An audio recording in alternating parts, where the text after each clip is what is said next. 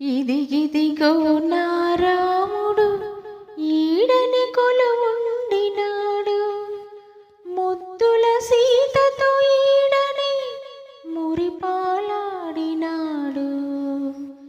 ఇది సీతమ్మ తల్లి ఆరేసుకున్న నారచీరి, ఇది రాముడు కట్టుకొనగ పులకించిన పంచి. ఏడేడు లోకాలను ఏలిని పాదాలివి, మాయల బంగారు లేడి మాయని గురుతులివి. పచ్చగా ఇదో తనమే 10 కాలాలుండగా, సీతమ్మ వాడిన పసుపు